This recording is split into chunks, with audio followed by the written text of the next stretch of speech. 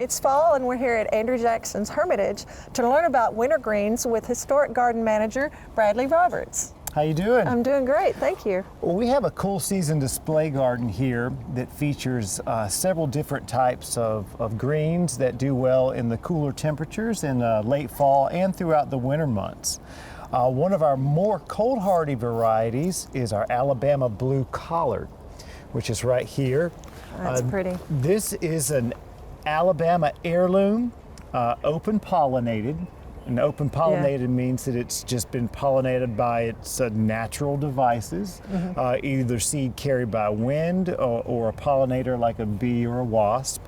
It's called Alabama Blue because you can see this kind of blue, glaucous, purpley hue, and these red venated stems here, this red venation in the leaf. Love this plant.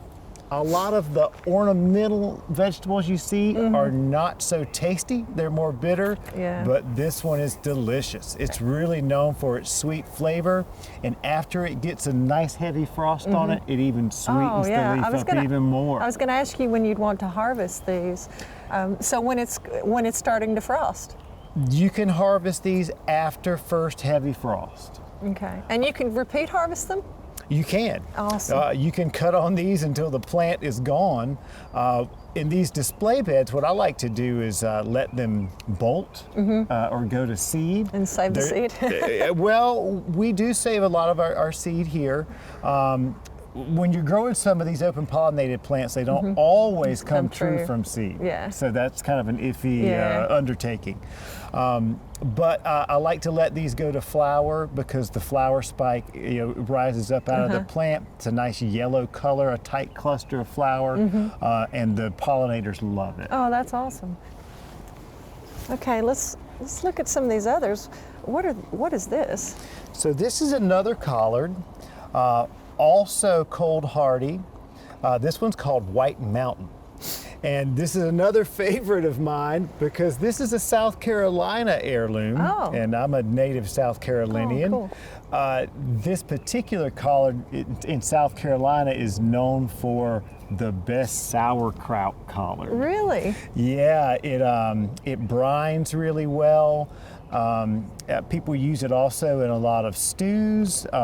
And this is another famous one for your New Year's Day collard. Oh yeah, that's a great idea. That's a big tradition in the Southeast, is eating collard greens for the luck of money on New Year's Day. And White Mountain collard is famous for that old, Southern celebration on New Year's. Yeah, well, looking at the leaves, it looks so much like a cabbage. It does, and it has a thick leaf like a cabbage. And it has a little different flavor than the Alabama Blue, and obviously a very different look, but it does have that, traditional collard flavor. Yeah, okay, well, let's look at some of these other, look at this guy. He's really curly. I really like this because of its curly leaf.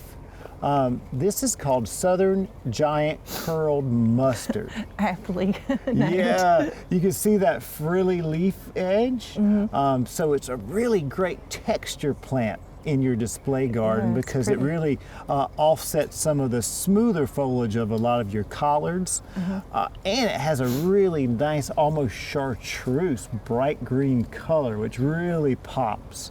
Loves full sun, but very tasty. This mustard green is boiled down and often cooked with meats in the Southeast. Yeah, can you harvest this again and again like the collards? You can. You can keep cutting on it. This is not as cold hardy as the collard greens are. So if frilly it gets, that frilly kind of thin leaf, you can feel how thin the foliage is. When it gets down into the 20s, this is going to take a beating from the cold temperatures. But the collards can take colder than that, right? Oh, absolutely. Cool. I mean, some of these collards, like the Alabama Blue, it could go down into the single digits. Wow. And you will not get any significant frost damage. That makes it super easy to grow here for a very long season. Yeah, it does. But I do suggest planting the mustards earlier in the fall because they're not going to take the cold temps like the collard greens will. Right. And how quickly do they mature? This is almost full maturity, so they'll mature from seed in about 60 days. Oh, that's good. That's really good. Yep. Cool.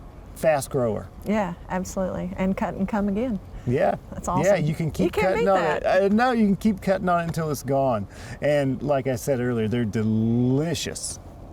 Thanks so much, Bradley. I feel like I've learned a lot, but I feel like there's a lot more that I want to learn, so I'm just going to have to come back, right? Because you've got a lot more varieties here that we didn't even get a chance to talk about. We've got several different varieties of greens that are going to be on display here at the AJC, the Andrew Jackson Center, which is our visitor center, throughout the entire winter months. And then we'll have a new display out here this spring. Fantastic. So you'll have to come back then too. Oh, I will. Thanks so much. Thanks for coming. For inspiring garden tours, growing tips, and garden projects, visit our website at volunteergardener.org or on YouTube at the Volunteer Gardener channel, and like us on Facebook.